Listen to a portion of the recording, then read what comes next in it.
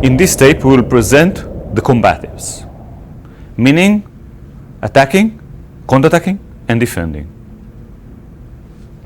We have a tool. When we have a tool, we can use this tool in different techniques. For instance, for us, a punch is a tool. A certain punch is a tool. A certain kick is another tool. The idea now is that we will be able to use all the tools in the body in different techniques, different attacks and different defenses. When we have a target, and we'll take this realistic equipment as a good target, we can hit the target in different angles. The 5 major different directions to hit the target are as follows. Straight attack forward, attack from one side with the same limb, and then from the other side, attack upwards, and attack downwards. Of course, all the angles and the diagonals are of course possible, but I was saying about the 5 major directions. Straight, from left to right, from right to left, down to up, and up to down. When we talk about distance, the striking distances, we have the long range, we have the intermediate, the medium range, and we have the close range with the hands, with the head, with the knee, with the foot. Let's talk about striking points and striking surfaces. In general, we would like to hit a sensitive, a vulnerable point at the opponent's body.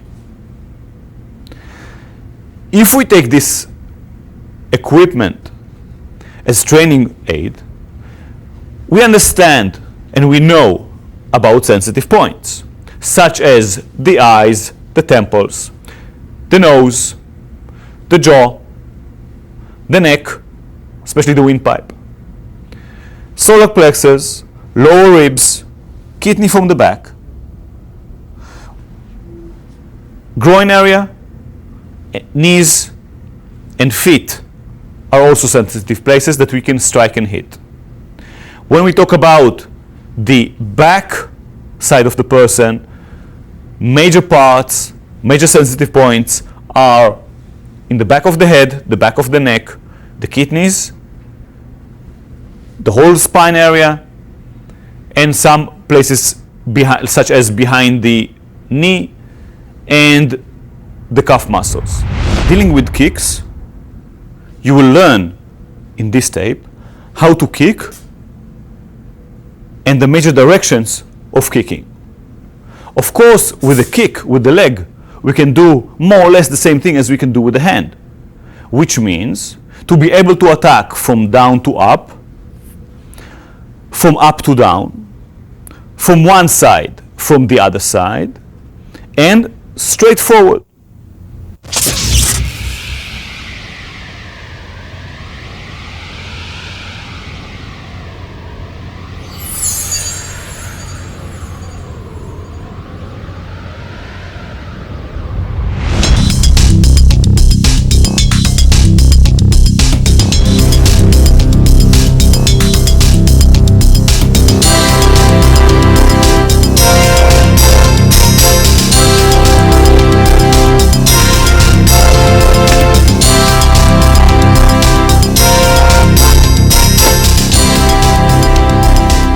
When you are going to be attacked, if you're going to be attacked, you may be positioned in different positions. You may be standing just like we are standing now here. You may be more in a ready position, maybe in a fighting even position. But maybe the attacker will come from the side. If you'll have the ability to prepare yourself better to a fight, you should get into a fighting stance. In the fighting stance, both knees are a little bit bent, shoulder width apart between the feet. The back heel is raised. The forward foot is turned a little bit. From a side view, you will see these points, and notice also the position of the elbows, relatively low, protecting the area of the ribs. The palms are about chin's height.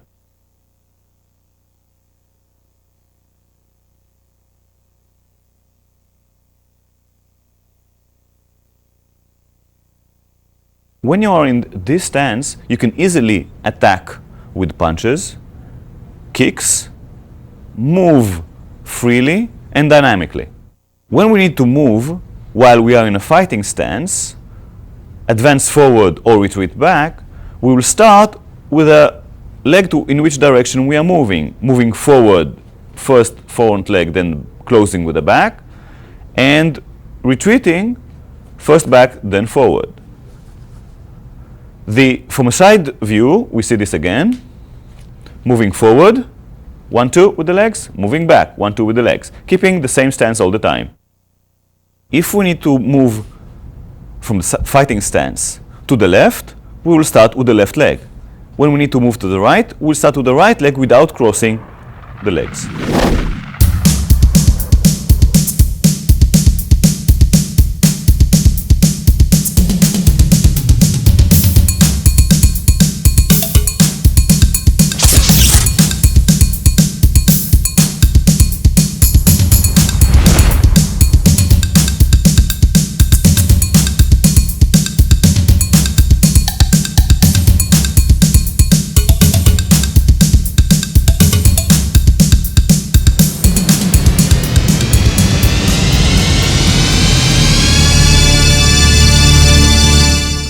We'll teach now how to punch. First, bring your hands to height of the chin. We'll start sending the hands forward and back lightly and slowly, keeping the palm vertical, keeping the hand vertical. Let's see this from a side view.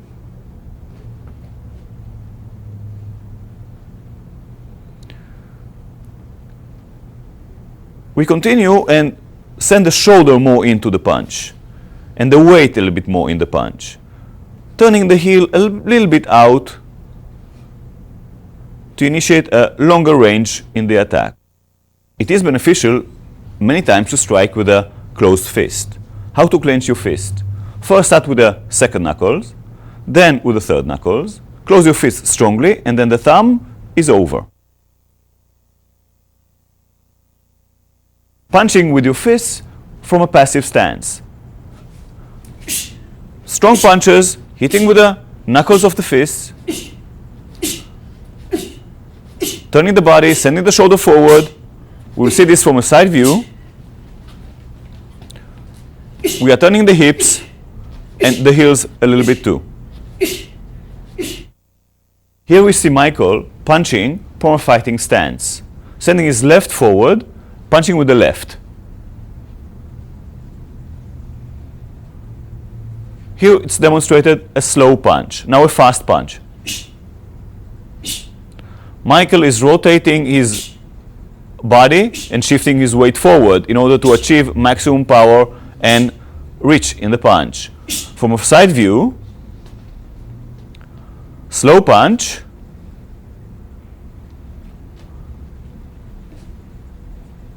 shifting the weight forward, rotating the body, turning the body to reach maximum reach and power in the punch. A fast punch,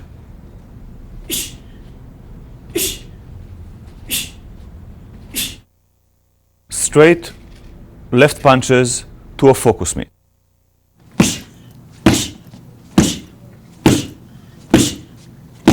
we emphasize fast recoiling of the attack. We demonstrate now punching with the right punch with a closed fist from a fighting stance. Michael starts with sending his hand forward, shifting the weight forward, and then turning the body. He is hitting with the two knuckles as with the left punch. His waist is turned and the heel of the back leg is turned a little bit also. With this he can generate a strong punch, shifting the weight forward. From a side view, we can see the punch clearly. His chin is tucked a little bit down to protect him from getting a knockout, a punch. Seeing this from the other side, we can see how his shoulder is being sent forward to gain maximum reach in the punch. Fast punches. A side view of a fast punch.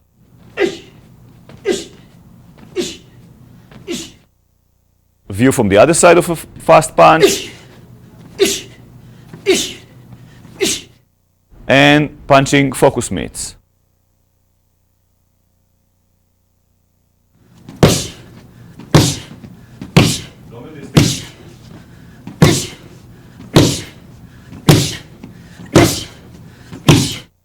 Michael is demonstrating now a combination of two straight punches left and right.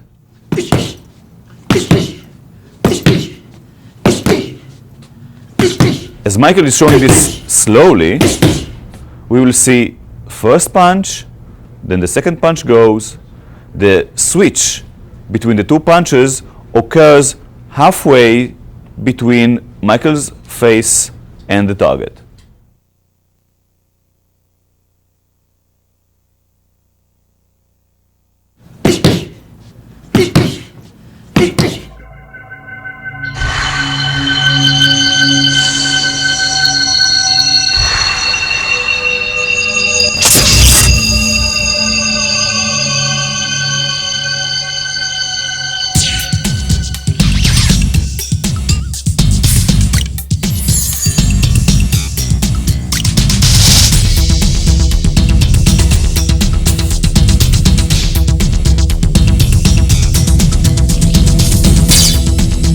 Next, we examine the delivery of the hammer fist punch. It's important to note the name hammer fist punch comes from the physical characteristics of a hammer. The forearm of John, as it is positioned in this point in time, is similar to the handle of the hammer. The fist portion also simulates the head of the hammer. To understand this, we'll understand the delivery of the punch. John is basically using his hand like a hammer, delivering forward and slightly down to a target that is presented before him. This punch could be delivered to the chin, to the nose, or other face area or level of the opponent. John's shoulder goes in, his hip goes forward, and he's pushing off with the ball of his foot, all to generate power forward and in a downward motion, consistent with one striking with a hammer. Notice slowly that when the punch is presented, it's drawn back and the palm part of the hand is presented forward, and on impact there's a turning inward. This rotational force or torque is created to generate additional power on impact.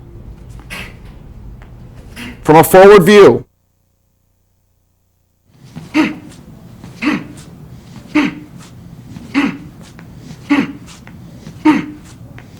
the striking surface of John's hand is the meat part of his hand, which he will touch now.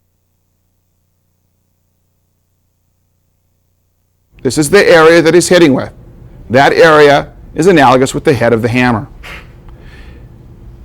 From a passive position, you can see this strike delivered to another target area. For instance, if someone is low, this strike can be delivered in front of the body and downward. In this position, John is making essentially the same strike, but because